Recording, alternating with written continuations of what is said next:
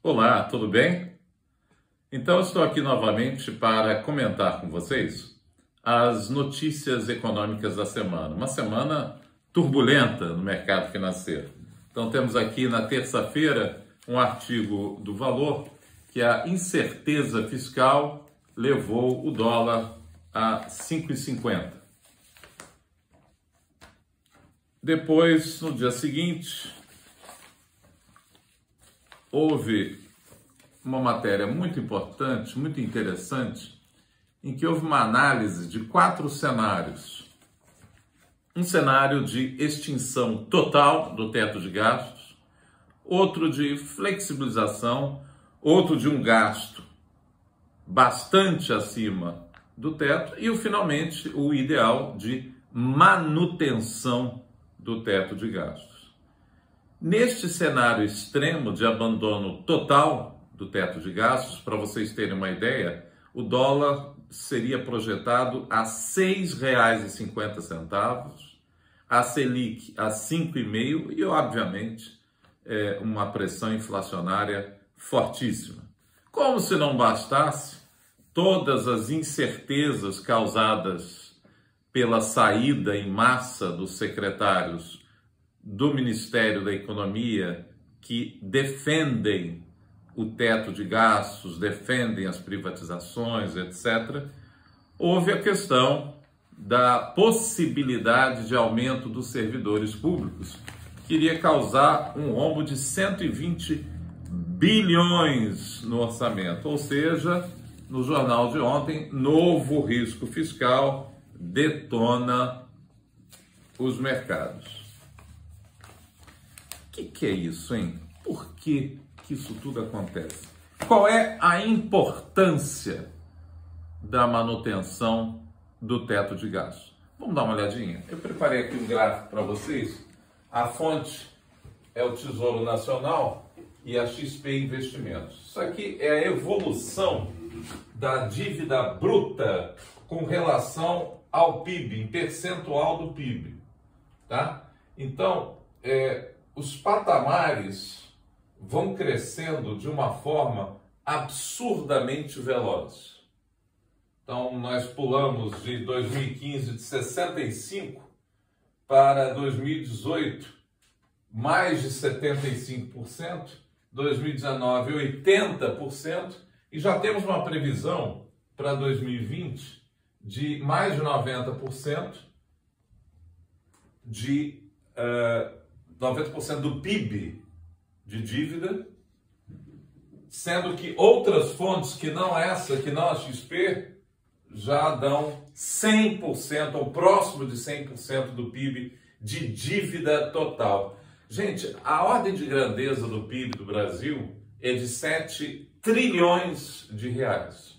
Ou seja, nós estaríamos com uma dívida pública perto de 7 trilhões. Lembra do outro vídeo que eu falei do déficit primário? O governo não consegue economizar nem para pagar os juros dessa dívida.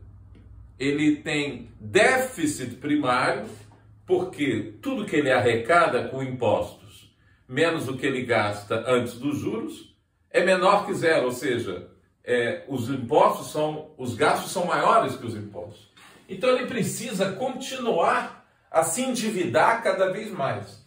Olha, gente, eu gosto de sempre comparar com o nosso lar, com as nossas casas. Você não pode ficar eternamente gastando mais do que você ganha. Vamos para finanças corporativas? Numa empresa, o capital de terceiros, ou seja, se a empresa emitir debêntures, é muito interessante. Os debêntures, o custo de capital de terceiros é menor do que o custo de capital próprio. Emitir debêntures é mais barato do que emitir ações, no sentido de que os credores cobram menos do que os acionistas. Mas a empresa não pode ficar se endividando eternamente, né? Todo livro de finanças corporativas tem um capítulo que diz limites ao uso de capital de terceiros. Então, assim como nós, assim como as empresas, o governo também tem um limite de endividamento. vai chegar uma hora, quer dizer, espero que não chegue, mas pode chegar uma hora que, peraí, como é que vai ser no futuro? Se ultrapassar e continuar a gastar,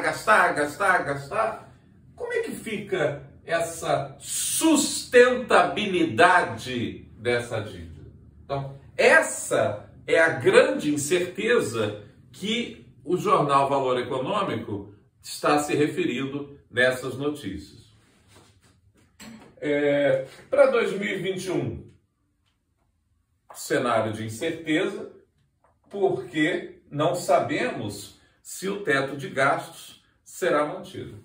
Mas, felizmente, ontem tivemos uma boa notícia. Novamente, no jornal Valor, o governo, então, ele modificou o programa Pro Brasil, ao invés de obras com custos de dezenas de bilhões, ele vai proporcionar um alívio na folha de salário das empresas, um alívio tributário, vai reduzir o imposto dessas empresas para a criação de empregos. Mas é como eu sempre gosto de falar para os meus alunos, o dinheiro tem que vir de algum lugar. Então, aquele imposto sobre transações, que seria a nova CPMF, vai ter que ser criada. Goste ou não da CPMF, você tem que contrabalançar. Você tem que, para dar esse alívio, o governo não pode se dar ao luxo de diminuir a sua arrecadação.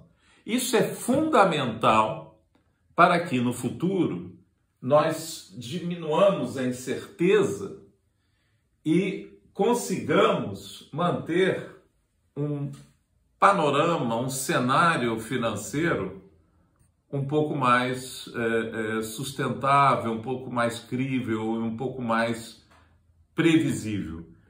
Mas, como disse o Pedro Malan, em que no Brasil até o passado é incerto, podem ter certeza que grandes emoções nos aguardam para o ano que vem. Um forte abraço e até o próximo vídeo.